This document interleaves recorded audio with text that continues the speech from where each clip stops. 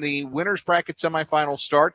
Scheduled start of 5:30, but everything's kind of been going early at the TIT so far. So we're going to have the third game of the day, Highland Park taking on Shawnee Mission North, and then the finale will be Wichita Northwest against Lansing. We'll have coverage from 4 o'clock until the day is done on the Lewis Toyota High School Basketball Game of the Week from the 62nd Topeka Invitational Tournament. I'll tell you what, I went out there last night, just kind of sat next to Dan, took in some Kansas high school basketball, a little bit different than West Virginia and Virginia high school basketball. It seemed like every tournament I've ever been to and called has never run anywhere close to the time that the game times were set. This one was like an hour ahead of time because of that first game that was, just a big win for the team.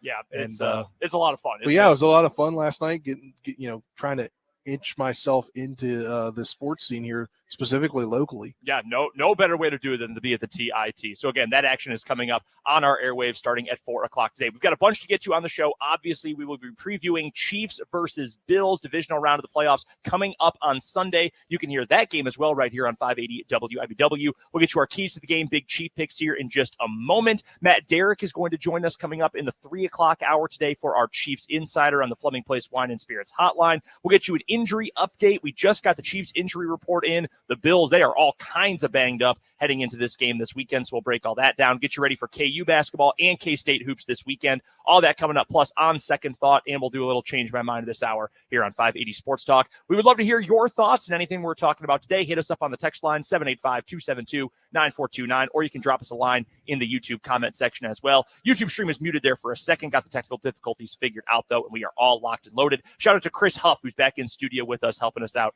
on the broadcast today. So let's dive right on in then, guys. Chiefs versus Bills coming up on Sunday. 4 o'clock pregame start time here on 580 WIBW. 5:30 kick. Let's get to our keys to the game. This is your first edition of Keys to the Game, Spencer, so I will give you the keys here and let you go first.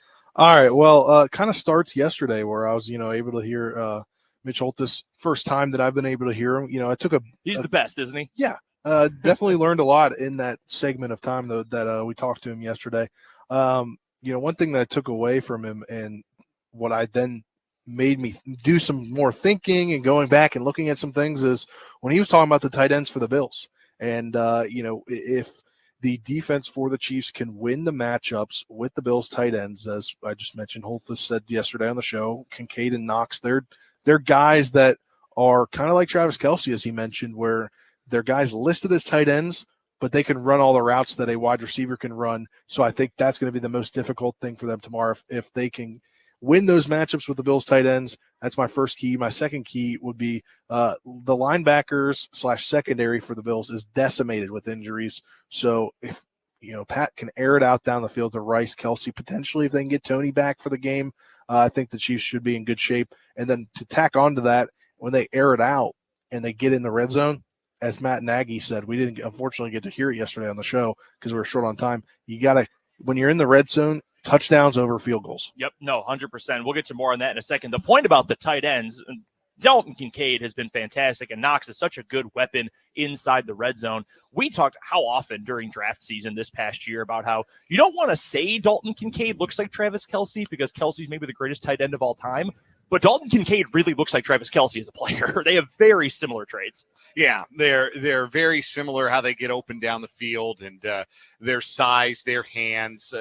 Kincaid's going to be a star in this league. And the Bills' offense, I think, has been better since they started getting Kincaid more involved. It took a Knox injury midseason to have Kincaid sort of come into that role. But once he started, I think he's been a lot better. And you make an interesting point about Tony, which I know, look, every Chiefs fan rolls their eyes, shakes their head. They not a pleasant player to think about for most Chiefs fans.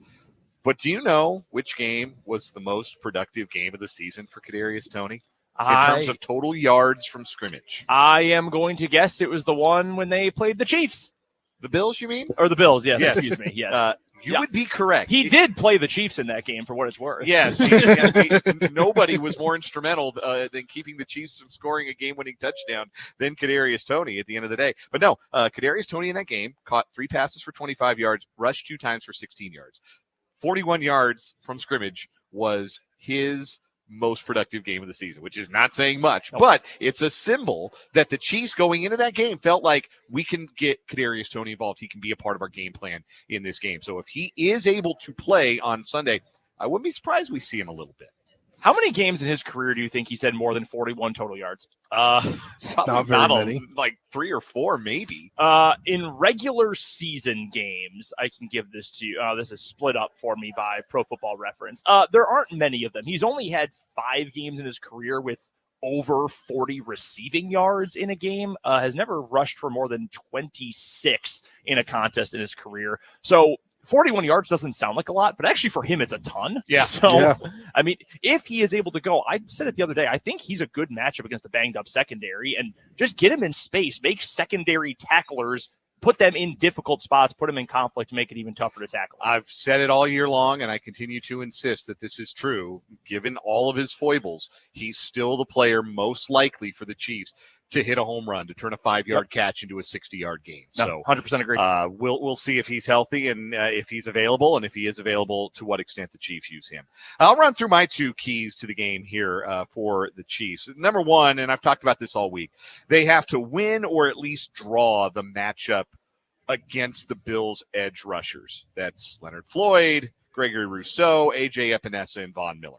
If the Bills are able to win with a 4-man rush, that could really stall out the Chiefs' offense. We've seen all year that that's been the thing that has limited the Chiefs' offense most often when they have played games where they have been kind of dominated in the trenches. I think back to that Raiders game on Christmas Day is maybe the most obvious example of that.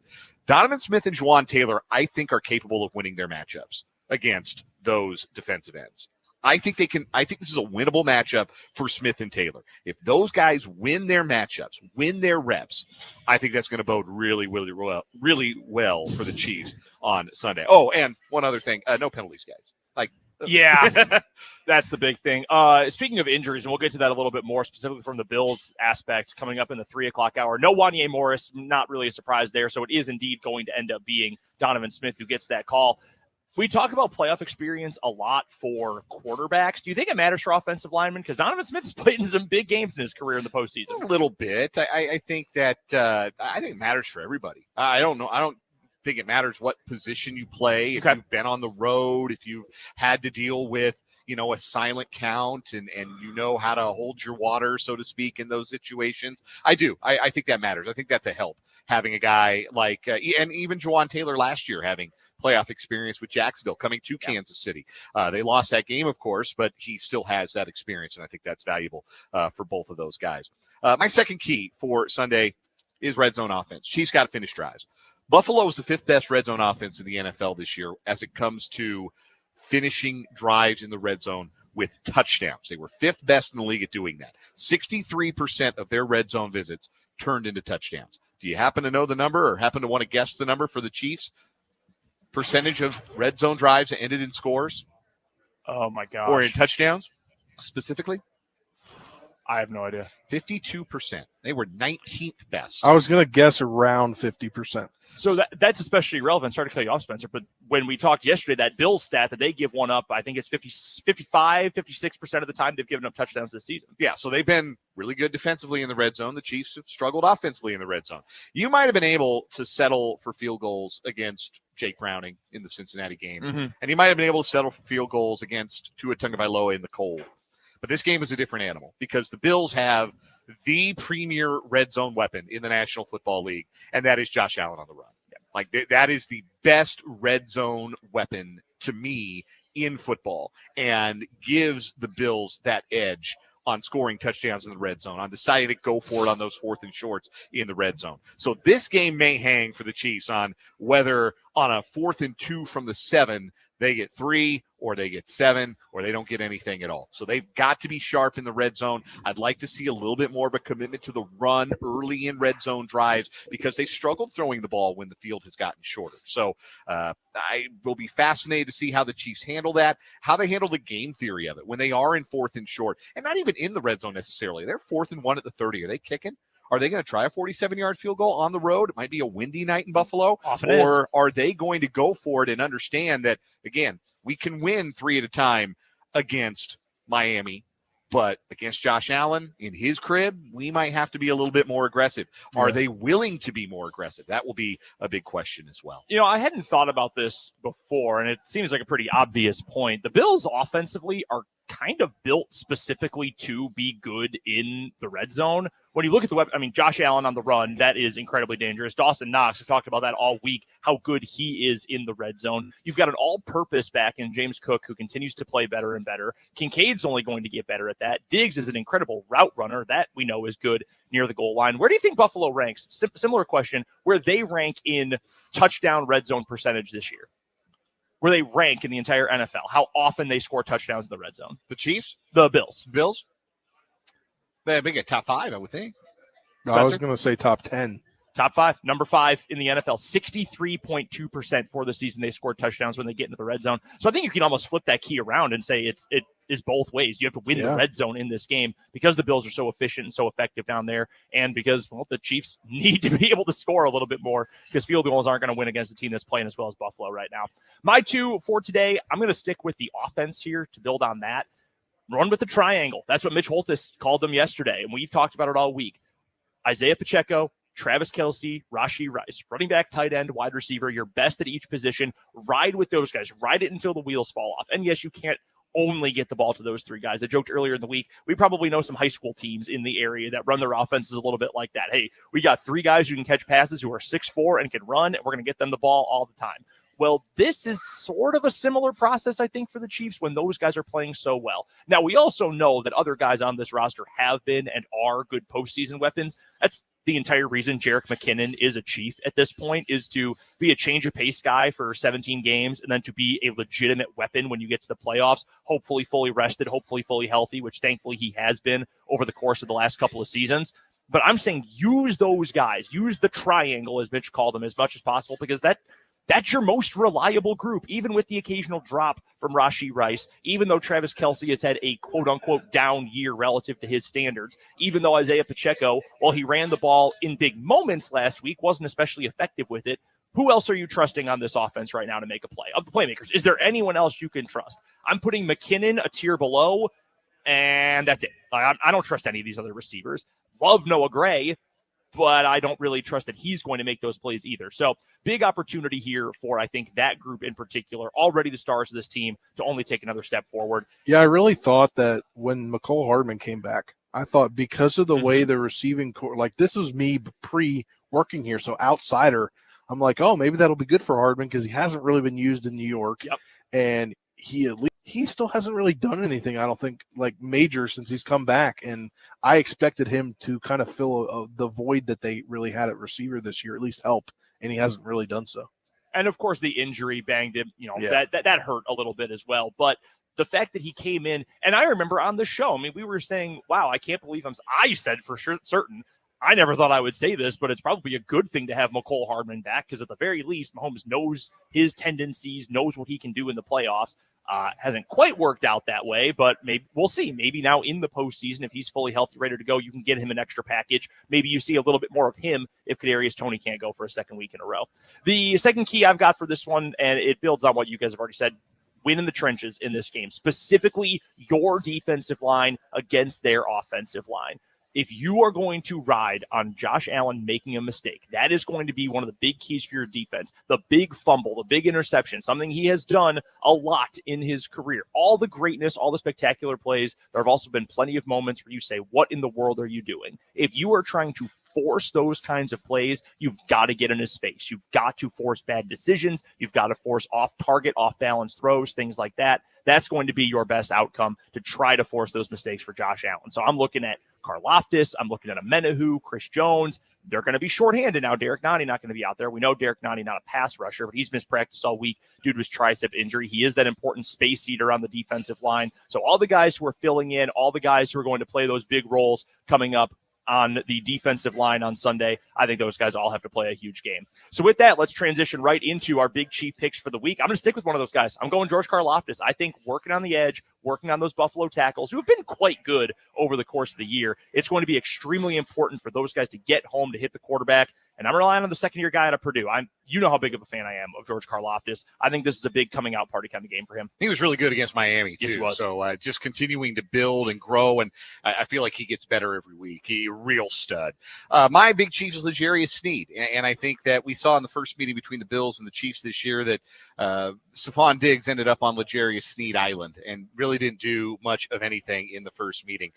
But this is a different Bills passing offense, which gets the tight end more involved. I wonder if we see Sneed over Kincaid, especially if Kincaid lines up in the slot. I wonder if that's a matchup that the Chiefs try to get to and make sure that Sneed is taking away whatever that number one option happens to be for Josh Allen in the passing game, because that's what the Chiefs have done really, really well all season long, and Sneed's been the big part of that, is taking away that first option, making you pat the ball in the pocket, making you maybe swivel your hips or turn your head and give that pass rush just that extra half a second to get home. Sneed is going to be instrumental in that. I think he's going to have an effective game. He might do it in a way that doesn't show up in the box score, except maybe you'll look up and see only 4 catches for 38 yards for Kincaid at the end of the night. And we heard from Spags yesterday about Sneed's versatility and the different things he can do. And he said it was hard for us to take him out of the slot originally because we know how good he is there, but he's been this good on the outside. And he's a little bit bigger than McDuffie too. So if you're trying to match up and play the matchup game, you probably go with the bigger guy on the tight end. Speaking of tight end, this is probably one of those he's a new guy picks. It's got to be Travis Kelce. I think he's going to break out this week, have at least 1 touchdown. I'm hoping 2. That's a bold prediction considering that he hasn't. When was the last time he scored a touchdown? Week 5? Yeah, it's been like been 10 weeks. Time. Yeah, it's been a while. That would be a breakout though if he gets one now. But again, this would be a matchup where he could do it. That was my point in picking him, was the matchups with the linebacking core depleted along with the secondary. So I don't know who you even have cover him. Yeah, that's a good point. They're so banged up in that back end. They're going to be down a couple of players. Don't know if Terrell Bernard is going to play. The one benefit for Buffalo, if they have him out there, he's at least big, physical. He can try to hit Kelce. He can't run with him downfield. You can at least try to knock him off kilter, though. But if you don't have that guy out there and you're on second stringers all up the spine of your defense, I don't know how you slow that guy down. We've been saying that since 2013. How do you slow this guy down when he's doing stuff like that? All right. Let's get to game picks. We'll pick the rest of the divisional weekend coming up a little bit later on in the hour. Let's get to our game picks. All right, Dan, you're up first for this one. All right. I said at the beginning of the week, I think the Chiefs are going to win this game. I know they're underdogs on the road. They are, you can get them at -3 here at the Prairie Band Sportsbook right now, plus 125 on the money line. You get them at +3, sorry. A lot of juice on that, -122 on the Chiefs as underdogs, but plus 125 on the money line here at Prairie Band Sportsbook, and that's the bet for me. I think they have the better quarterback who's done it in these scenarios before, and I think they have the better defense. And I think at the end of the day, that is what is going to matter. I am picking a final score that I think would have been the final score the first time around if Kadarius Toney had just managed to line up onside instead of lining up offside. Yeah, do what you're supposed to do. I think we're going to see that final score in an act of poetic justice. And maybe Travis Kelce will get to add to his Hall of Fame reel by scoring the winning touchdown on Sunday after all. But I got the Chiefs 24-20. What you got, Spencer? I've got the Chiefs 31-28. I think it's a field goal. I think it's a field goal game, a high-scoring game. High-scoring game. I'm going with a lower-scoring one here. Chiefs 23, Bills 18. They're going to get to a weird score because they're going to have to do some dumb stuff down late in the game, 2-point conversion, something like that. So I'm going Chiefs to win. I've got the Chiefs winning outright. I like that line at +3. I've seen +2.5 elsewhere. +3 here at Prairie Band, though. That's a good number. That is a good number a lot. Come and get that number here at Prairie Band Sportsbook, right off the front entrance of Prairie Band Casino and Resort. I got to see what Kelce's line is. Yeah, I was going to say, got to go check out the player props, too. Yeah. We're going to be here throughout the day. We're on with you from 2 until 4 to peak invitational tournament coverage starting at 4 o'clock today. So come on by, hang out. First 10 people, we've already had a few get placed here. First 10 who swing by the sportsbook today, make a wager at the counter right in front of the sportsbook front door. We've got a koozie and $25 in Prairie cash for you here at the Prairie Band Sportsbook. We're going to take a quick break. Send in your thoughts on anything coming up in the Chiefs-Bills game, your score predictions, keys to the game. We've got one from Bradley here in the YouTube comments. He says, I think it's making the first tackle to limit yards after the catch. We know that Dalton Kincaid is good after the catch. We know Khalil Shakir, after that crazy touchdown he had last week against Pittsburgh, he's good after the catch. So limiting that, I think Bradley's got a good point there. So send in your thoughts. We'll talk all about it coming up on this edition of 580 Sports Talk.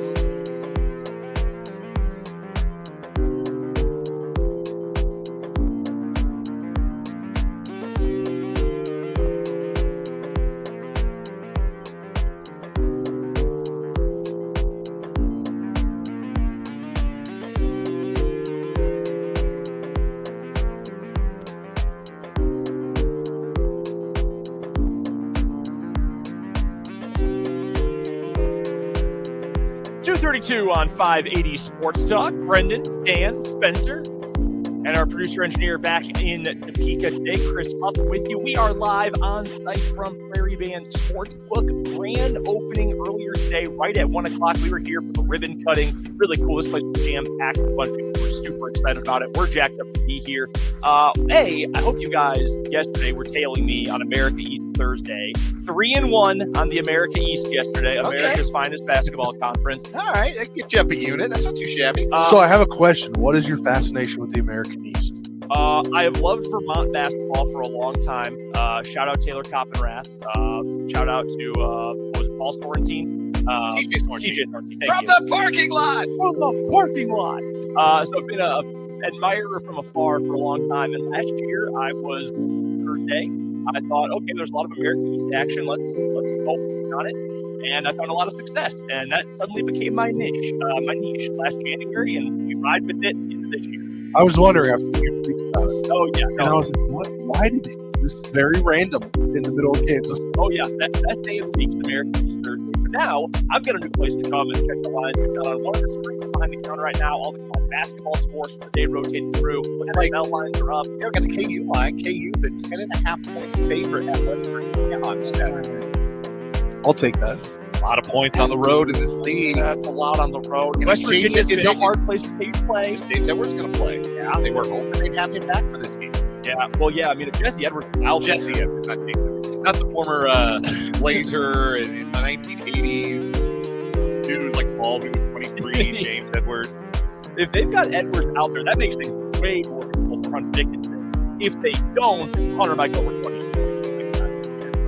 That's the thing's number. We'll touch on that again coming up in the 3 o'clock hour. We'll look at KU and K-State action for the weekend. And don't forget that if you come by Prairie Band Sportsbook, you put in a wager of at least $20 and it does not win, you can enter it into the second chance drawing prize pool. So if you don't win, drop it in the drawing drum right here at the Sportsbook. And then coming up tomorrow afternoon, they will draw 5 winners in the second chance drawing for some incredible prizes. Here is what we have. We can look at a few of them right here in front of us at the Sportsbook.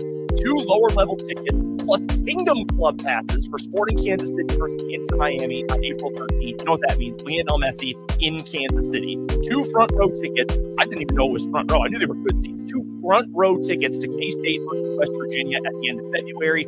Full-size authentic autographed Travis Kelce helmet, an authentic Bo Jackson autographed Louisville Slugger, and an authentic Bill Self autographed jersey. Those are the things you can win in the second chance drawing here at Prairie Band Sportsbook. So come on by and are we eligible with these? Because I might have to go. Listen, I might throw $20 down on something. Who's that signed Bad Eye? Bo. That's the Bo Jackson. That's Bo. That's Bo. That would look nice in my. Nice Game of Champions. In the sports dungeon. Yes. I think that helmet would be my first piece of Kansas City memorabilia. That's true. That Put it up there on my mantle. All you have to do is lose a bet. So, I might just go up and be like, okay, give me UCLA on the money line against Arizona tomorrow. Arizona's going to walk up the mud hole and take Cronin through it. Oh, no, I lost the bet, but now I can potentially win something cool. All right, with that, and again, coming up by the Sportsbook, we're going to go forward today. The 20 minutes north of the capital city in at 150th Road. Let's get to a quick round of Change My Mind, guys. We have some breaking news here on the show from Adam Schefter of ESPN did 5 minutes ago. The Raiders are working to finalize a deal to hire Antonio Pierce as their head coach. He was interim coach earlier in the season throughout the rest of the year, and he has been hired by the Raiders full time. Change my mind. Of all the teams not named Seattle, because I think we've all agreed that Seattle's the best job available this year. Of all the teams not named Seattle, Antonio Pierce is the new coach who gets the team to the playoffs first.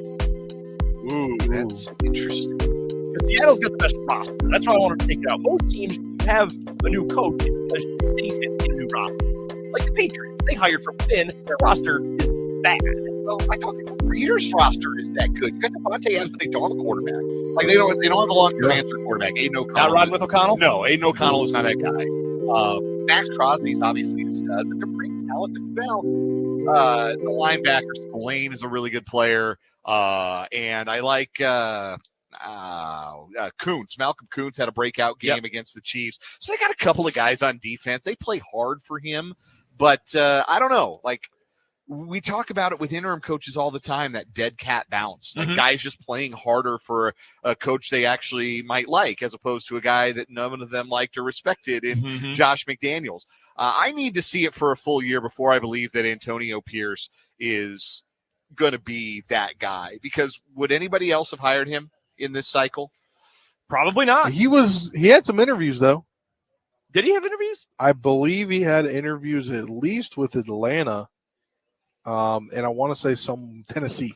Atlanta and Tennessee. They may have requested to interview him. I don't know. He did interview. Okay, he did? Okay. Oh, wow. But again, as I was seeing on Twitter yesterday, like the Chargers put after they interviewed somebody, they might have simply, sad as it sounds, been checking a box. That's also possible too. So yeah, I mean, I seems like a guy who gets his players to play well for him. But yeah, I mean, I don't know. I don't know that it's going to be him, because I don't think that. I mean, I'd rather bet on the team that's got a more settled quarterback situation.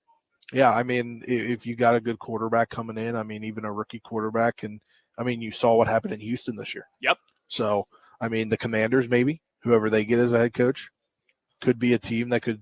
I can't believe that Spencer would pick the Commanders. Yeah, why would he do that? But you got cap space. You got a lot of draft picks. Yep, that's true. So you can bring in some veteran guys that can help you win now, and then draft some guys that can be there in the future. Absolutely. All right, Dan, what you got? All right. Change my mind. The Falcons would be making a mistake to hire Bill Belichick. I think I'm going to actually agree with that take, and it's for the reasons that Spencer and I talked about yesterday on the show. And there was a rumor today that if Belichick gets hired by Atlanta, he would bring a lot of his staff with him from New England. Now, will that indeed end up happening? Hard to know. But do we remember who some of those staff members were? Yes, there have been 3 names. Like one that just got hired at Ohio State last night to be their offensive coordinator? No, not him. No, 3 names prominently mentioned were Josh McDaniels, Matt Patricia, and Joe Judge. Yeah.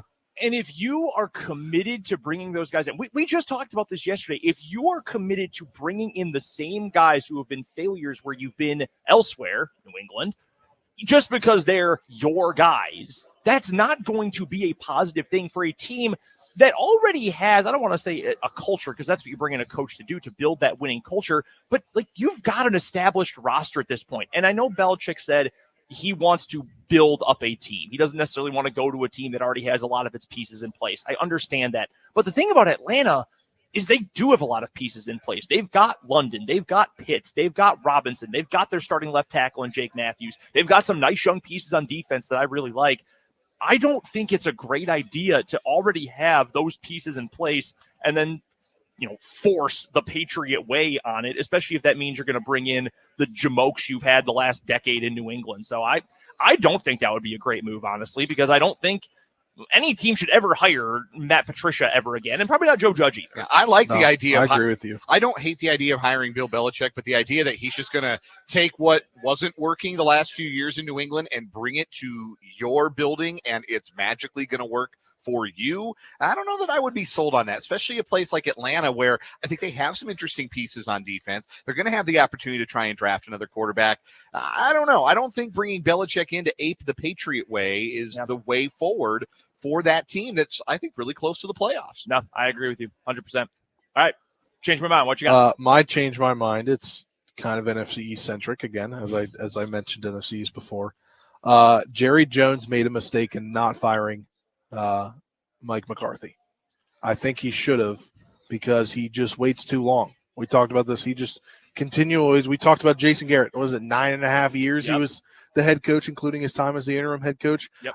I think that he's 81 right now. He wants to see them win another Super Bowl. Mm-hmm. I think he shouldn't be as patient as he is anymore. That's my change my mind. Well, it's not just patience, it's loyalty. And Jerry Jones is a pretty loyal guy. He's never been he's not George Steinbrenner, right? Where George Steinbrenner would hire and fire and hire and fire. Yep. And he hired and fired Billy Martin 28 times in 4 years or Yeah. whatever ridiculous it was. He's never been that. He's never been on that hair trigger, I'm going to fire you if things don't change.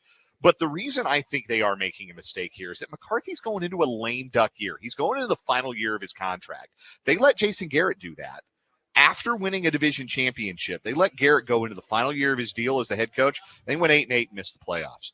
Lame duck head coaches do not have authority in locker rooms like coaches that have long-term contract extensions. So I think if he's going to stick with McCarthy, that's fine. But he's got to give him an extension. He's got to make sure he's got a contract extension. Otherwise, what it looks like is you're only not firing Mike McCarthy because you don't want to pay two head coaches at once. And if that's the case, dude, you're 81 years old and you have more money than you know what to do with. Like, well, why not make that move? If it is, if you are committed to winning, and I do believe that he is, and his public persona would indicate that he is committed to wanting to win a Super Bowl, right? You can't go halfway. You can't half-ass it trying to get there, and that's what he's trying to do. If you're trying to, well, I mean, Mike McCarthy is good, and we've got pieces that I like, and I'm loyal. Like, you're not winning a Super Bowl that way. And I'm in agreement with your original point, is that you cannot look, I think, rationally at a team that has flamed out in the playoffs year after year in three different kinds of embarrassing fashion, not knowing how to play at the end of the game 2 seasons ago. Last season, they snapped the ball with Ezekiel Elliott on the final play of his Cowboys career. And this year, they got embarrassed by a 7 seed at home where they hadn't lost and had been dominant all year. You can't look at that rationally and say, yeah, we still have the pieces to win a Super Bowl. I just don't think that makes any sense. So I'm with you. I think it was a mistake. I also want to make a point, too. I've been, I was watching what McCarthy said. He said, we have a championship culture here. In what culture is their championship culture? They haven't won anything. They haven't won anything since the last Super Bowl they won. They're not even an NFC championship culture. No, I know. They've gotten there. No. I was like, what? Did he really just say that? If you're willing to say we're good with division titles, then I guess Jerry Jones made the right call. But yeah. If you actually want to win it all, absolutely not. We're talking more NFL on the other side of this timeout. We'll get our game picks for the divisional round. Don't forget to swing on by Prairie Band Sportsbook at Prairie Band Casino and Resort in Mayetta, just about 15 to 20 minutes north of the capital city. We're here throughout the show up until 4 o'clock today. Our game picks for the weekend are coming up next here on 580 Sports Talk.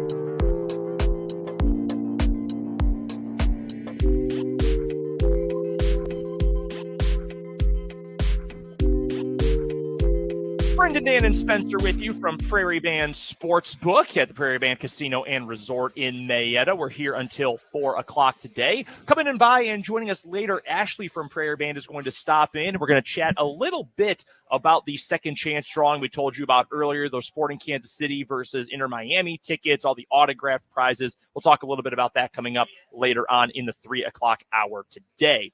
And, of course, we'll be here through the broadcast today. We're off at 4 o'clock for the Topeka Invitational Tournament. Dan and Lat will be on the call from the Butel Center at Hayden High School for day 2 of the TIT. But first things first, let's get to our picks for the weekend. And, oh, how perfect. We're making our picks, and we're right here at the Prairie Band Sportsbook. So come swing on by if you want to place a wager on any of these games. And I already mentioned it earlier. They've got a good line on that Chiefs game. I love Chiefs +3. So let's get into our picks. Let's start there. We're all picking the Chiefs to win this weekend, so we're all obviously taking them against the spread too. You can get the Chiefs +3 on the road in a playoff game with Patrick Mahomes. I don't care who they're playing. I'm taking that every time. Yeah, Mahomes is an underdog historically, has a great record. And like I said, I think they're better. I think they're in better shape. I think the 2 extra days of rest are a major factor in the Chiefs' favor. I think they have the better defense. I think they're going to limit what the Bills do. I mean, I don't think they're afraid of Josh Allen. I think they've seen him enough to keep him in check. And I think that's in the end what they're going to do.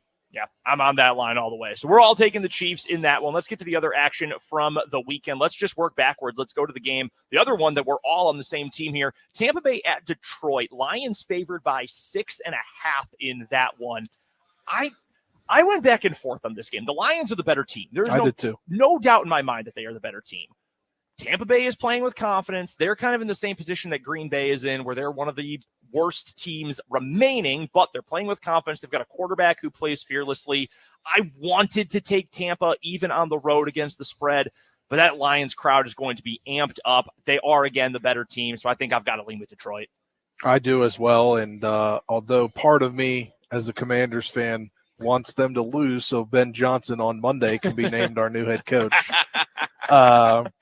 But yeah, Detroit's just, I mean, I don't think I don't think they have the firepower to beat Detroit right now. Detroit is a team that's ascending, and I still think I don't think both of their coordinators will get hired away this offseason, but I think Ben Johnson gets hired away, but I still think even the future, they're still ascending.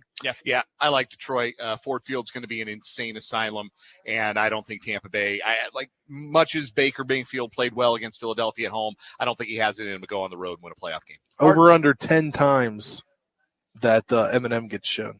Now, they're not going to show him that much. He's not a nice looking blonde girl. They're not going to do Eminem like they do Taylor Swift. I promise. He was on the game a lot, though. Do we have a tally on how many times he was shown? I don't know. I sort of forget because I've never been a huge Eminem guy. I sort of forget that he's like a massive star, or at least was a massive star. I'm like, oh yeah, it's Eminem, whatever. The last time Eminem was at a football game, as we all remember, was when he showed up with Brent Musburger and Kirk Herbstreit and was totally zooted out of his mind. Yeah, absolutely. Well, he was also at the Super Bowl and just showed up to the halftime show. He did do that. That's true. He was there. That's the last time I heard an Eminem song on purpose. What was his last new song? I'm not checking for that new Eminem. That new Eminem. You hear that new Eminem? No, I have not heard that new Eminem for many, many years. Absolutely not. Without me on Jack FM, one of our sister stations.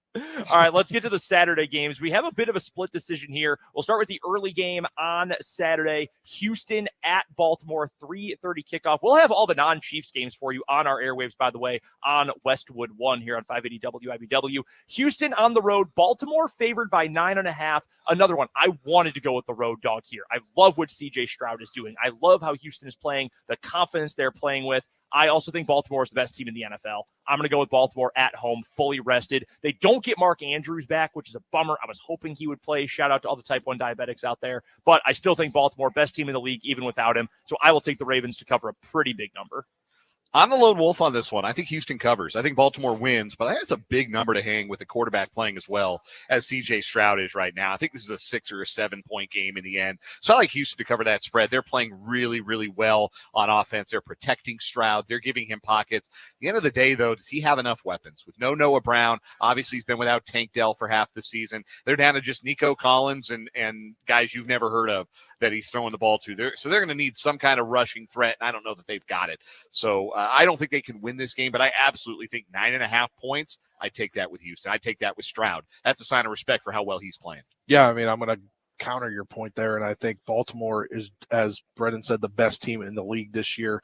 I think Houston, as I compare them to Detroit, they're a very ascending team. I mean, it's just year one. Their turnaround from last year to this year has just been amazing, and I think they're a team that it's not their time yet, but it will be their time here in a couple of years. So I do think Baltimore wins this game and the money line as well. The one thing that does interest me about this matchup is that Baltimore has a really good pass defense, but it can get got over time because they've got a lot of similar pieces that they've had over the last couple of years. They can occasionally be beaten over the top, and if anyone is going to bomb the ball this weekend, it's going to be C.J. Stroud and the Houston Texans. So I think that might be the difference maker if they can get a couple of those to go. I do think it'll be competitive, but I think Baltimore's got a little too much in the end. And that brings us to our final game. It'll be the Saturday night game. In fact, we've got a Packers fan here who's walking out of the building, I think. Another Green Bay fan. Go, Pack, go. He just put his bets on the Packers. Well, I'd love to hear that. Packers versus 49ers. Niners at home in the Bay. Another 9.5-point spread. And I've tried all year not to do the homer stuff for the Green Bay Packers. I'm doing it right now. 9.5 points. I don't think Green Bay is going to end up winning, but they're playing with confidence. The offense is playing unbelievable football over the last month. The defense probably going to get gashed. I think it'll be fairly high scoring, and I think Green Bay keeps it at least close enough to cover 9.5 points. Now, I'm with you on this one. I think that's, again, just like 9.5 is too big a number with as well as C.J. Stroud is playing. I think 9.5 is too big a number for as well as Jordan Love is playing. And right now, in a close game, which quarterback do you trust to make the big play? It might be Jordan Love over Brock Purdy. That being said, I feel like San Francisco at home is going to be able to take control of the game early and play the game on their terms. But if Green Bay scores early, look out. I put San Francisco on upset alert if Green Bay gets up 7-0 in this one like they did at Dallas last week. So I got Green Bay to cover because I do think they can win. But ultimately, I think the 49ers probably win by a field goal. So, Spencer, you're the lone wolf on this one with San Francisco. Yeah, I think, it's hard to stop Debo and McCaffrey. And I think Purdy's going to have one of those locked-in games because I think he's due for one of them. If I just turn off the TV whenever the Packers are on defense and never see the Niners score, I can pretend the Packers are winning. Yeah, just go get some popcorn. Yeah, just like expand. Just go to the kitchen. Yeah. Just walk to the kitchen whenever they're on defense. Go to the bathroom. Have a snack. Speaking and then as a Seahawks come fan, back. that's the way I watched half of our games this year. So, yeah, that's the way to go. Let us know your picks for the weekend. Hit us up in the YouTube comment section. 580 Sports Talk on Twitter is where you can find us. You can also, of course, drop us a line on the text line 785-272-9429. Coming up in the 3 o'clock hour, the final hour of the show today, we'll break down some of the injury reports for the Chiefs and the Bills. The Bills are coming into this weekend really shorthanded. We'll get you a look ahead to KU basketball and K-State hoops coming up this weekend as well. And we'll talk to Matt Derrick, our Chiefs insider from ChiefsDigest.com. We've got 1 hour left live from Prairie Band Sportsbook here on 580 Sports Talk.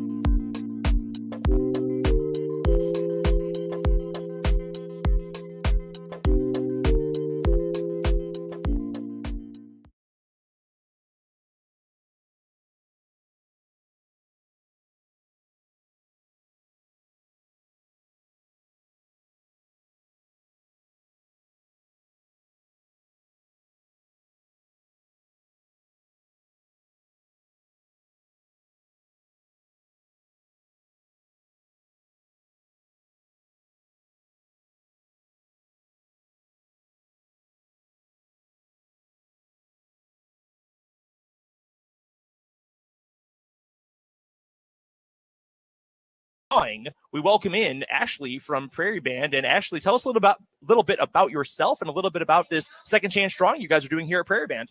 Yeah. Thank you. Yeah, we're super excited here at Prairie Band to have our sportsbook open. I've been here for 25 years in the marketing department, so this is just a great occasion for us. But we're really excited to kind of kick things off and provide some drawings and opportunities for some great prizes. So our drawings tomorrow on January 20th. Those drawings, you can put your bet slips in there, non-winning bet slips. In the drawing boxes, our drawings are at 12:30, 1, and 1:30. But we have a Bill Self autographed jersey, Kansas University jersey. I just brought it in. I just saw that one come out. And as a KU alum, that is the one I have had my eye on from the very beginning here. Yes, we've been waiting, and then the mail comes. We're like, hey. So we also have an authentic Bo Jackson signed Louisville Slugger bat. So that's up there. So front row tickets to K-State, West Virginia games. So front row right in the action, get a little sweat on you. I had been told when we talked to you guys a week or so ago that there were some really good K-State tickets that were available. I didn't realize they were front row tickets. Yes. And anyone who's been to Bramlage Coliseum before knows if you're right there with all that noise behind you, all the action in front, it is an awesome way to watch a game. Yeah, I cannot think of a better way to watch a K-State game, I'm sure. We also have 2 tickets to Sporting KC. And of course, do you call them international, Miami, or is it just like the Messi team? I'm pretty sure you just have to mention Lionel Messi at this point. And that's the way to go. I mean, that's the attraction. There's a reason they moved that game to Arrowhead. Exactly. And so we have 2 tickets to win that are up for grabs tomorrow to that game at Arrowhead. And it's in the Kingdom Club, which is all-inclusive food and drink. So, I mean, if that's how you're going to watch a game, that's how I would probably watch it. Yeah, you might as well be as comfortable as possible, right? Right. And then our final item, we have a autographed Travis Kelce helmet, or Travis Swift. Okay, yeah, maybe he'll take. Everybody has to do the joke, right? Of course. We've done it plenty on our. I'm sure. Too. So run us through again how to get entered into this drawing. Well, all you have to do is any non-winning bet slip from January 12th to the 20th. Make sure that you get it into our drawing boxes here in the sports book tomorrow, starting at 10 o'clock. And then our first drawings at 12:30, then 1 and 1:30. So you just have to visit up here, be present to win, and somebody's going to win all those prizes. And it is also important to make sure you have to write your name and your player ID on the back, because you guys have to know who actually is going to win. Yeah. So when we draw that bet slip, we have to have a name associated with it. So got to make sure we know who's call your name. Right. Got to know who we're sending to Kansas City for Inter Miami versus Sporting KC. Correct. Having been at the casino and at the sportsbook for so long, how big of a deal is it to get this in? Because sports gaming in particular has become so big in the state. We love to talk about it on the show. We love to put some action on games now and again, and certainly more often than just now and again. How big of a deal is it for Prairie Band to get this here and for this entire area to have a place where you can come, watch a game, hang out, get drinks like this? I mean, I think it's really important. We're locally here in Northeast Kansas. So it's important for this area. It's important for the casino and the amenities that it provides its guests. Just another amenity along with slots, table games, bingo, and us including with our spa and our indoor and outdoor pool. It's a full gamut of coming here and experiencing everything that you can experience. And I'm sorry, but sports, it's pretty important to a lot of people around here. Certainly for us, definitely. So let's keep it here in Kansas and have a good time with it and win some money. Yeah, the obvious importance of having it be locally owned and tribally owned too. The other thing too, and can't go play right now considering the fact that it's freezing cold outside and snowy, but when Firekeeper opens up too and can get out there, obviously another big reason to come up here.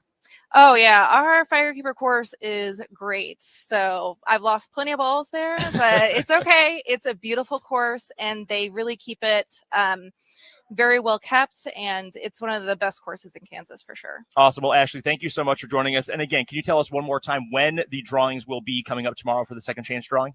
Yes, of course. Tomorrow, Saturday the 20th, be here, be after 10 o'clock a.m. That first drawing's at 12:30, then 1, then 1:30.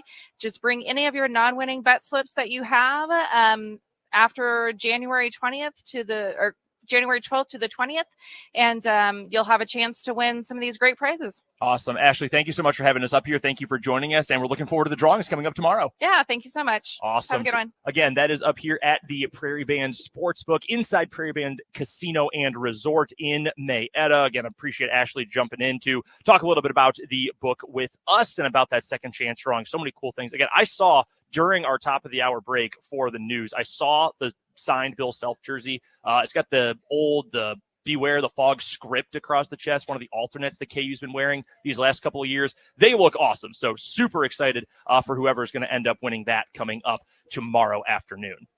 You haven't gotten to see Allen Fieldhouse yet. I have not. I'm looking forward to maybe the 5th of February. Yeah. That would be no, that's not there. That's in Manhattan, right? Yeah, that's the Manhattan edition of the Sunflower Showdown coming up in a couple of weeks. I still want to see both places. So yeah, but if I were to pick a game, I feel like that would be the best game to go to. Yeah, there's a handful on the schedule this year. Like we talked about it yesterday on the show when Texas comes to town to take on KU. That final game between the Longhorns and Jayhawks at Allen Fieldhouse, that is obviously going to be a crazy game. So a lot of fun ones. And again, awesome opportunity to win some cool prizes here at Prairie Band Sportsbook. We're with you until 4 o'clock today at Prairie Band. Let's dive into some Bills and Chiefs here because I wanted to make sure we got to the injury report from today. The Bills are coming into this game extremely short-handed. Now, the Chiefs, a little bit banged up as well. We don't know for sure about Justin Ross. We don't know for sure about Kadarius Toney as of yet. They're both questionable going into the game on Sunday. No Wanye Morris either, so it'll be Donovan Smith who gets the start at left tackle. Imagine Joe Tooney then is probably your backup. You kick him outside, bring in Nick Allegretti if there's another injury on the offensive line. For the Bills, though, you've got out for sure for this game safety Taylor Rapp, Christian Benford, starting cornerback, Balen Spector, one of their linebackers, and we know how depleted that linebacker core is specifically for Buffalo. Gabe Davis also out. We spent so much time talking yesterday about that 4-touchdown game back in the 2021 playoffs. That we thought that was going to be his superstar making coming out party. Didn't quite turn out that way after that. I mean, he had a huge game with those 4 touchdowns. As I said yesterday, if it hadn't been for 13 seconds and when things look grim, be the Grim Reaper, all of that at the end of that game for the Chiefs, we're talking about that being the Gabe Davis game and what the kind of performance he had at Arrowhead Stadium. He's out. He has been a big game player. Hasn't been consistent, but he has been a big game player for the Bills, especially against Kansas City. So that's a big blow for them. They don't know if Terrell Bernard is going to be able to go at linebacker. They were going to test it out today and tomorrow, see if he'll be able to go. But, man, if they are missing that many first and second string guys, that many guys on the 2 deep on the defensive side, plus their number 2 wide receiver, probably at this point their number 3 receiving option overall, there's obviously a path to them winning this game, but it's hard to piece it together with the Chiefs being as healthy as they are, even on the road. Yeah, I mean, even I just pulled up their injury report officially from one of the Chiefs accounts. It looks like it's an official Chiefs one. It's not an actual, Bills account. It looks like an official Bills injury report. Mm-hmm. It also lists Rasul Douglas as questionable, even though he did practice fully today. And then Teron Johnson, concussion protocol, still questionable. Sam Martin, their punter, still questionable, along with, as you mentioned, Bernard. Those 2 in the secondary who are questionable. And if they can't go either, I will go as far as to say this. I do not know how the Bills stop the Chiefs if they're missing all the guys we just listed who are already out, plus Rasul Douglas, who I think has the best hands of anybody in that secondary, plus Teron Johnson, who really over the last season and a half or so has become a really solid player. I said it, I think, on yesterday's show, maybe it was Wednesday. I think Teron Johnson's the most important guy they have to have out there because of all the things they ask him to do in coverage, playing middle of the field, open sort of stuff. They need to have him out there. So without him, I think it's going to be really tough for this Buffalo team. They might still win because their offense might still put up points. I think it's going to be really hard for them to stop Kansas City, though. Yeah, I really do. And, we're here at the Sportsbook, so I feel like you have to put Josh Allen down for a rushing touchdown in this game. You might have. He is going to have to do a ton because if you're the Chiefs and you're looking at this matchup-wise, no one scares you outside of Allen on that offense, right? Like James Cook, good player. But your linebacker core is healthy. You've got your athletic guys out there. You feel like you can cover him if you have to bring a safety on him if you're splitting him out. L'Jarius Sneed has been incredible this year. So is Trent McDuffie. You're not scared of Stephon Diggs. Well, he's obviously a good player. You're not scared of Dalton Kincaid, even though he's having this coming out party this season. all it comes down to is Josh Allen. And if you know you match up decently across the board with these other guys, essentially it might come down to Josh Allen having to play Superman. Sometimes that works out to great effect, and there have also been many times where that has been a disaster for them. Yeah. So I'm fascinated by that matchup. We need to know if Douglas and Johnson are going to play, because if they're out for the Bills, I think Kansas City is probably going to end up. You had the highest score in our game predictions last hour. I think it's going to look much more like that if those guys can't go. Yeah, that was kind of where I was going with that. Was I think the depleted secondary, but I assumed Douglas was going to play. I did too. Now it's questionable. I don't know if that's just them listing him being. I don't really think probable gets used anymore. So I think he. No, I miss the probable designation. Now they make everyone questionable. Bring back probable. I'm with you on that. It was useful. Yeah, it was. And then it's all because Bill Belichick and the Patriots, they gamed the system. They made Tom Brady probable for, it was like 150 straight weeks or something, because he wanted to mess around with the NFL's protocol with injuries. Who cares? Leave it alone. No one else does that. Go back to the way it was. It was better before. It was better when I was younger, like most things in life. Before we get to our next commercial break, I want to get to a little college basketball for this weekend. We do owe you a timeout, but first, a couple games this weekend. I want to ask you, Spencer, about this KU team first. KU taking on West Virginia on the road. It has been so hard to win on the road in the Big 12 this year. We saw KU lose to UCF. Houston has lost a couple of tough ones on the. Everybody has lost road games at this point almost. When you watch this KU team, because I know you're a little newer to KU, a little newer to K-State basketball, when you look at this KU team that's got Hunter Dickinson, who's playing incredibly right now in his first year at the program, Kevin McCullough, who has ascended from really nice player to legitimate college basketball superstar, what do you see as the biggest strength when they are out there on the floor, and especially a strength that they can take on the road, even in a hostile environment, regardless of who they're playing, that can lead them to wins in what will probably be a pretty gritty kind of game? I feel like the continuity of the team. Mm-hmm. And I feel like specifically in the matchup with West Virginia, that is the big key, is the continuity that Kansas has compared to West Virginia, who is – guys coming in and out all season long, guys that are not really there yet when it comes to, they just got eligible, like 3 or 4 weeks ago. Mm-hmm. So, I mean, it takes a while to get into a rhythm. I think maybe a West Virginia team, you could see them make a run, not a run, but a run of success, of better success, closer to the tournament, where they, can pack some wins together. And when they head into the tournament, they'll look better than they do right now. But I think it's West Virginia not covering them from afar. When I did in my last job, I was able to watch some of their games. We had their games on my airwaves. So, I was in tune, and it's a totally different team than what I had even covered. So I can't they're so unpredictable. I mean, we saw them win at home. Was it last weekend? Yeah. Was it Texas? No, it wasn't Texas. Who was it? I can't remember who it was off the top of my head, but they won it. They upset somebody in the top 25. The last time out for West Virginia, when they did knock off Texas at home. Yeah, Texas. Saturday. Yeah, that's who it was. Yeah. So, I mean, it's an interesting West Virginia team, but I think that's a rarity right now. Mm-hmm. So I think Kansas is going to go in and play their style of ball and be able to come out with a win. Having been in that area, with everything West Virginia went through this offseason, and it looked like they were going to be a dark horse to be maybe even a Big 12 contender with bringing in Jesse Edwards, who's a heck of a player from Syracuse. They originally had gotten Kirk Kriisa. They had brought in this great transfer class. If I remember correctly, number one. It was, number one or number two. It was KU and West Virginia were the top two transfer classes, at least according to 24/7 Sports. And then the Bob Huggins situation. Yeah. And obviously, we're big fans of Bob Huggins on this program and in this part of the state with what he did at K-State in his brief time there and what he's done for college basketball, but obviously an ugly situation there. And then Josh Eilert, who, again, Kansas State guy, rooting for him. Don't know that he's got the chops to have his first head coaching job in the Big 12. They had more guys enter the portal. From what you know from back home and from your previous position, what is sort of the vibe around this West Virginia program right now? Is it positive, like, hey, this is a blip on the radar, or does it more feel like we're headed to some dark days? I think it's more of, we got to get through this year. Mm-hmm.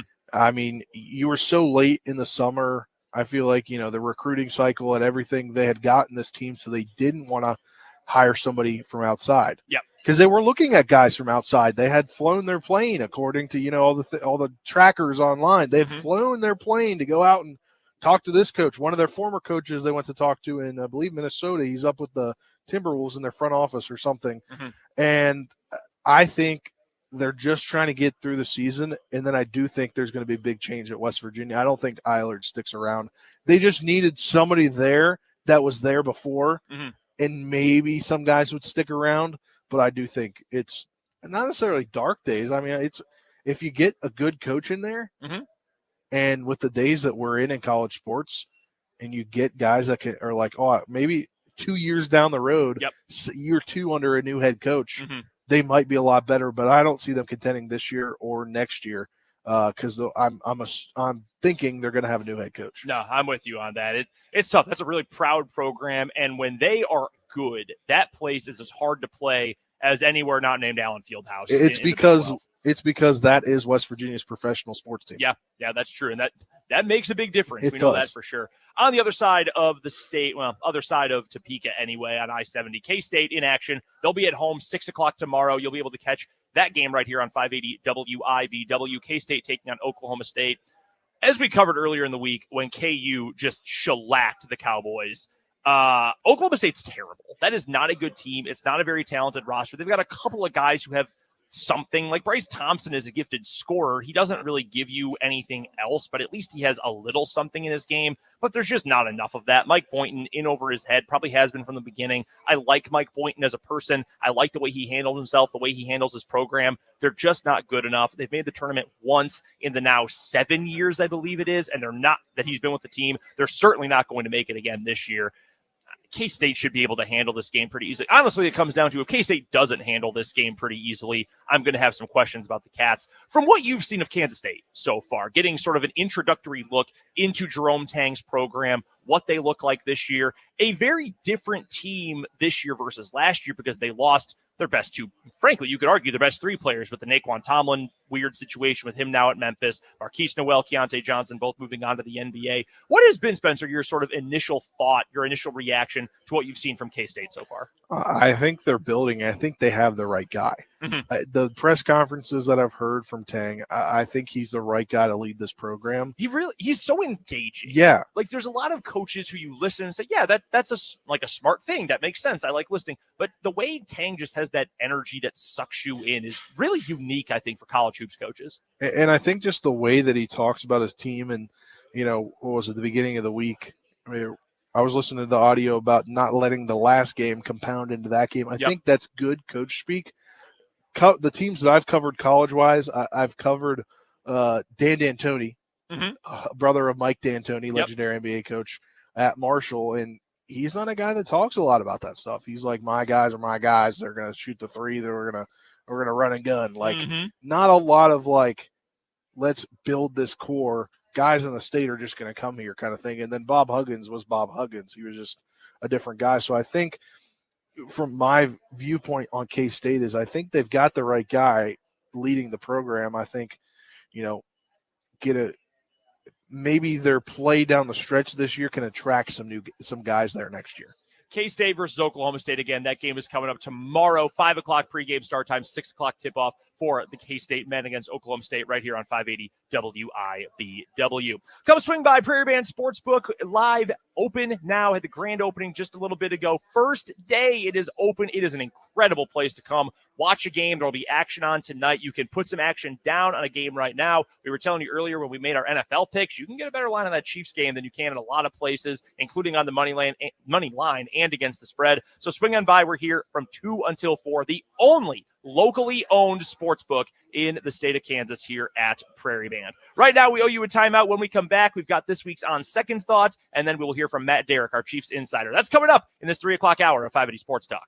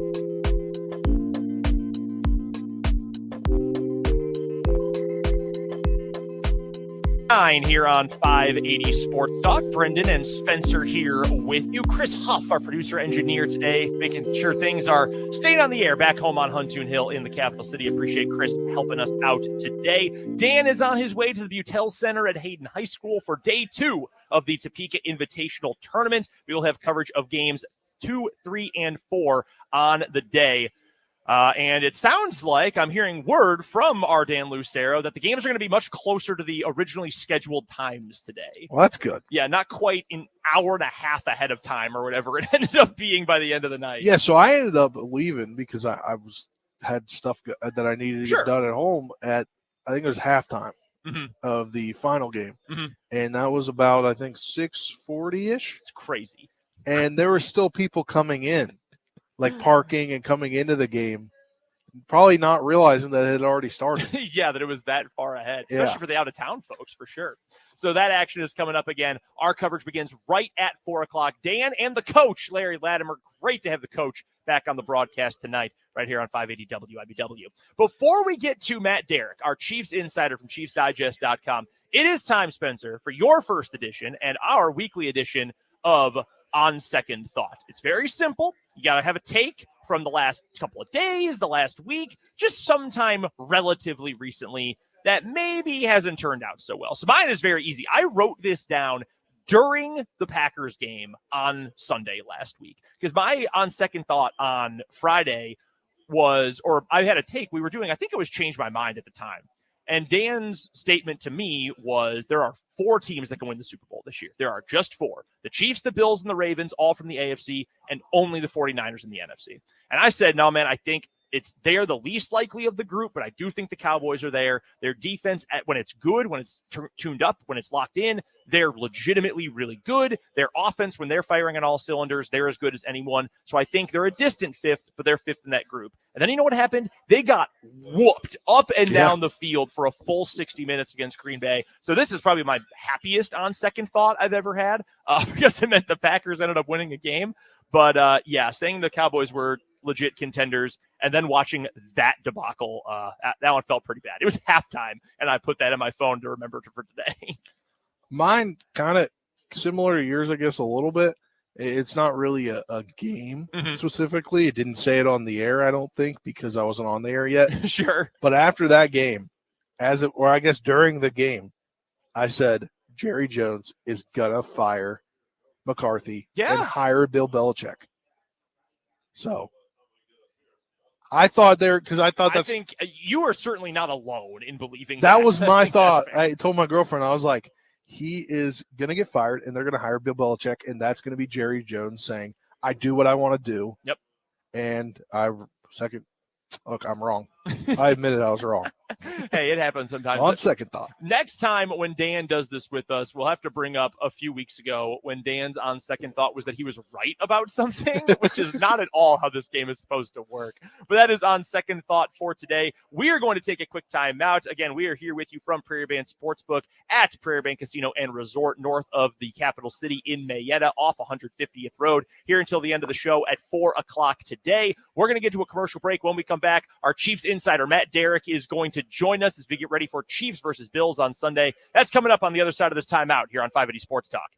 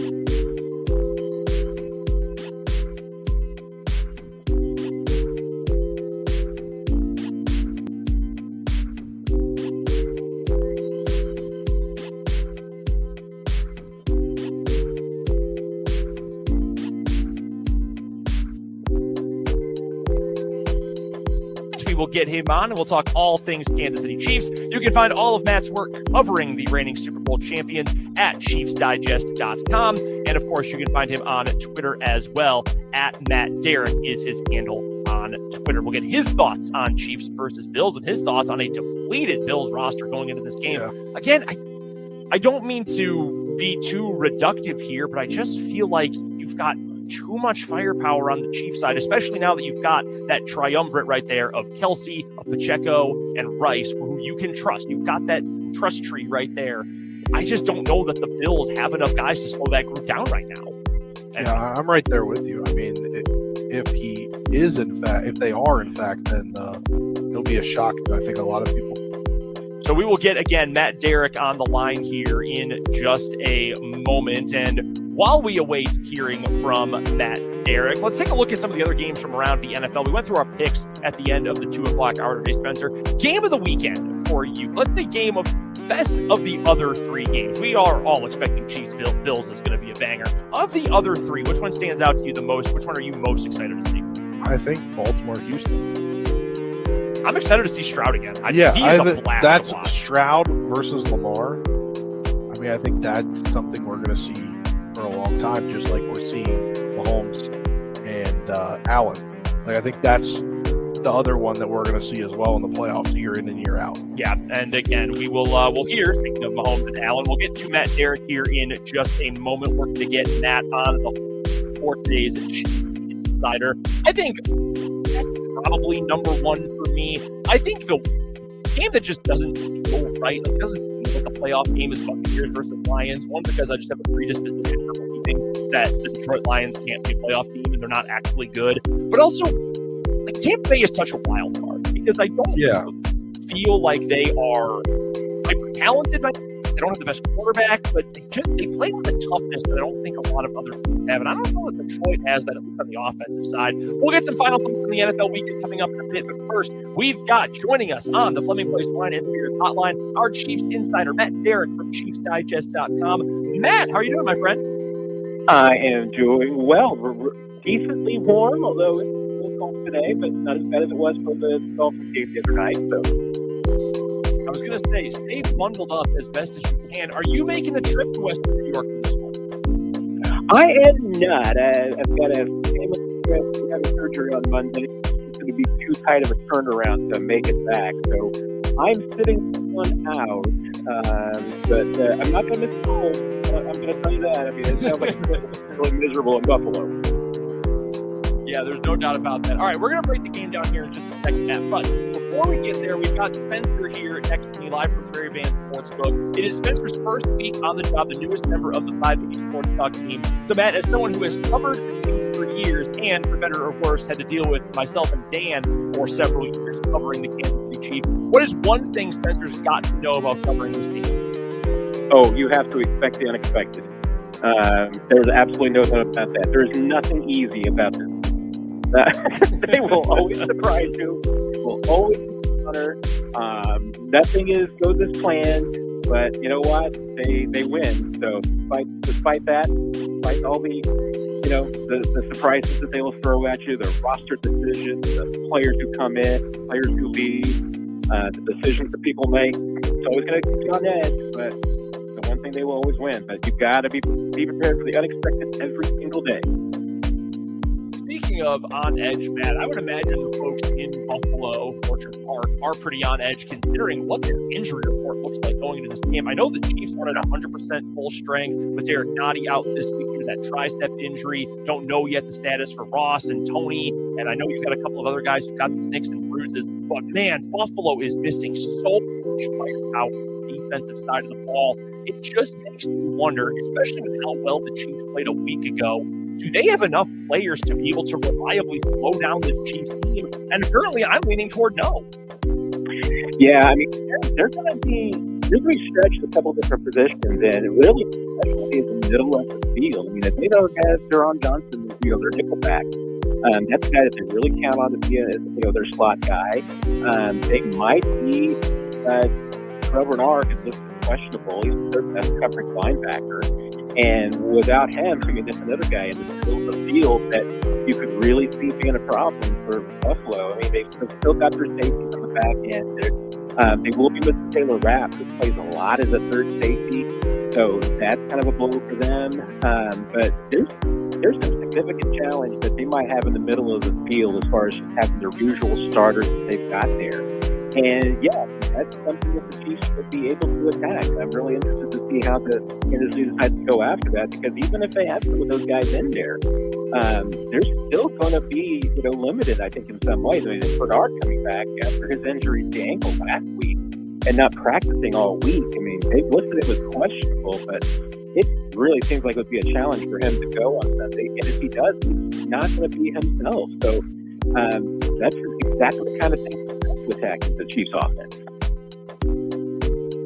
And Matt Derrick, our guest, ChiefsDigest.com, and talking about injuries and for the Chiefs, obviously we talk about that receiving core, what they can potentially do down the field. What are the odds we see Kadarius Toney or Justin Ross up for the Chiefs both questionable this week? Yeah, I think there's a chance we could see one of them. I think it might be hard to get them both in there. I mean, remember, right now the Chiefs have 7 receivers on the active roster, so even without those 2, they still have 5 receivers. And I'm still, of the thinking that they're probably better off just shortening the bench. I mean, last week we even saw a lot of 12 and 13 personnel with multiple tight ends on the field. So, it was Rashee Rice, maybe Justin Watson, and rotating in Marcos Valdez-Scantling. But even guys like Rick James weren't getting a ton of looks. I just don't know if this time of year, unless you've got injuries and depth problems, that you need more. And I also wonder, what do those guys bring? I mean, does Kadarius Toney at less than 100% give you something that you're not getting from McCole Hardman and Richie James? Is Justin Ross giving you something that you probably can't get from Rashee Rice? I just don't know if those guys are offering a ton. And when you think about the roster map of being able to make sure that, hey, you don't have Derrick Nottie this week, so maybe you need some help and extra help at defensive tackle. The Bills are going to throw the football a lot, so maybe you need as many corners as you can get. I mean, you've got, you need your linebackers. I mean, I just have a hard time finding the math to make sense to have 6 or 7 receivers active on game day. And with those 2 guys still being banged up in the cold weather, it might be better to keep them back off. Chatting with Matt Derrick with ChiefsDigest.com, our Chiefs insider. You can find him on Twitter at Matt Derrick. Of course, all his great work covering the Kansas City Chiefs at ChiefsDigest.com. He joins us on the Fleming Place Wine and Spirits hotline. We've talked a lot this season, Matt, about Isaiah Pacheco and wanting to see more of him because he is a dynamic playmaker and there are so many things he can do for this offense. Last week, he set a new career high in rushing attempts, only 89 yards, but carried the ball 24 times. And I understand that Dolphins team was as soft as Charmin, and I understand that it was cold and it was an easy game to want to run the ball in. But do you feel like that might have been a peek into a little bit more willingness to use number 10 the rest of this postseason, given how much of a factor he was in that win? Well, I mean, I think it's indicative of what the Chiefs would like to do in the postseason, which is get a lead and then salt it away. I mean, I think that's exactly what their philosophy would be. If they can get up on the Bills and they can score first, then I think that their plan is to play defense and run the football. I think it's really that simple. I mean, I don't see that, this offense isn't one that you really, trust to go up and down the field, but they do feel like that they can consistently get into field goal range and consistently get into red zone. I know they would love to convert more of those red zone opportunities, but hey, they're at least in a stretch right now where they have been getting down the field, and even if they do bog down, they're scoring points. So, as my colleague on our 41 is the Mike podcast, Nick Jacobs, has been preaching for a while. If you're the Chiefs offense, just go get yourself 25 points because this defense isn't giving up any more than that. And I think that last week was a really good example. I mean, you get up early on an opponent, you let the defense then attack them and go after them, and then you just run the football and get out of there with a win. And I think the Chiefs would be glad to do the exact same strategy against Buffalo on Sunday. If the Chiefs defense is going to be great at anything, even one thing on Sunday afternoon, what does that have to be to seal the win? I mean, ideally, I think that the team that wins this game is going to be the one that forces the most mistakes. So I said it last week. I'll say it again. I mean, I think turnovers will probably determine this game. Now, if neither team turns over the football, then it probably will come down to who plays the best offense. But that's the one thing that this Chiefs defense hasn't consistently done. But they have been able to get timely turnovers, and they had one last week that was pretty timely. That I think was a big factor in the game. That's, to me, that's what you got to do. I mean, you've got to make sure that, because Josh Allen is a quarterback who will make mistakes if you force him to, and you give him an opportunity. So that's, to me, one of the things the Chiefs have to do. You keep Josh Allen in the pocket and make sure that he doesn't get a chance to escape and turn bad plays into first downs. If you can hem him in the pocket and keep the pressure on him and make him uncomfortable, he's been prone to show that he will turn over the football in those situations. Knowing who Buffalo has up front, do you think it's more likely the Chiefs are able to make him uncomfortable by winning in the pass rush, or do you think it's going to be more about covering Stephon Diggs, Dawson Knox, blanking on his name, Dalton Kincaid right now down the field? Which element, front or back end of the defense, do you think is going to be more important to force some of those mistakes? Yeah, that's a really, really good question. And I mean, and fortunately for the Chiefs, Chiefs killer Gabe Davis is going to be out for this game. So there's at least one weapon you don't have to worry about. But you're right, man. But there's so many other ways. And, James Cook out of the backfield obviously gave the Chiefs a lot of problems last time. That's probably the one area, I mean, at least if you're on the Chiefs defense, you're circling is, that area of the field where Brian Cook was. That's where teams and Buffalo was in that kind of group with the Raiders is, after the Packers game. Teams were really kind of attacking where Brian Cook used to be. And now that Mike Edwards has kind of solidified that, it's kind of picked up a little bit this season. I mean, when Mike Edwards gets a turnover, Chiefs are 4-0. So if you want an indicator about whether or not the Chiefs are going to win, Mike Edwards gets his hands on the ball. You feel pretty good about that. So I think there has to be a lot of emphasis on the secondary, but there's no doubt to me. I mean, this pass rush number 2 in the league in sacks again this year. Chris Jones is such a presence up the middle. I think it's contingent on the front four. I mean, you really have to get the pressure up there. You're going to be able to blitz at times. I mean, Spags is absolutely going to have some tricks up his sleeve for this one and bring some pressure, especially on third downs after Josh Allen. But that to me is it. I mean, you really need to get the Bills into those third downs that you can make him uncomfortable, and then really go after him with your front four. If they're able to get pressure, that's what I think will lead to the mistakes and the turnovers. We're still talking to Matt Derrick of ChiefsDigest.com. It's our Chiefs Insider here on 580 Sports Talk. Go find Matt on Twitter at Matt Derrick and go find his work at ChiefsDigest.com covering the reigning Super Bowl champions. On that defensive front, Chris Jones obviously has been the stalwart over the course of this season. And I mean, his entire career, he has had such a good career for this Chiefs team. Maybe he hasn't played up to his full standards over the last couple of weeks for a majority of this season, I suppose. So who else, if it's not going to be Chris Jones, and it still could be, I don't mean to take any credit away from Chris Jones, but if it's not going to be him who has the best day of anyone up front, who's the most likely one who that could be? This is really maybe the second year in a row where we've seen that George Karlaftis has been playing his best football at the end of the year. If that becomes a trend, that's not a problem for me. I mean, if you can get a guy like that, he's playing his best football in January and February, you'll take it. I mean, Karlaftis has been, to me, really impressive. And I think Charles Omenihu has been as well. He had, I think, a really good game against Buffalo last week. Those edge rushers, and throw in Mike Dana, too, because, he was obviously, I think, had a much better first half of the season than he's had a second half. I think, Chiefs have him do a little bit different things. And Dana, to me, is kind of the glue guy of that front four. I mean, he can play any of the four positions, and they'll move him around. And, he kind of is a guy sometimes to help set up the other guys. But right now, I mean, if he's setting up Omenihu and Karlaftis to be able to make plays, they're doing it. So, yeah, I mean, if this ended up being a multi-sack game from either one of those two, from George or Charles, wouldn't surprise me, because I think they're both playing their best football of the season right now. All right, Matt, last thing we've got for you. Give us a prediction. Chiefs are dogs by 3 points. We're looking at the line right now here at Prairie Band Sportsbook in Mayetta. Who you got, Chiefs or Bills?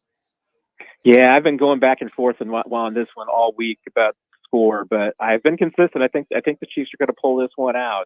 I think it comes down to coaching. Andy Reid, I think, is just too good of a coach in these situations. I think Buffalo emptied out their chamber of ideas in the regular season. I think that it's going to be the team that's got the most wrinkles in the tricks, and like I said, protects the football and makes the fewest mistakes. And I think that points to the Chiefs. So I'm counting on this Chiefs defense with making another big stand. I'll go with Kansas City 23-17.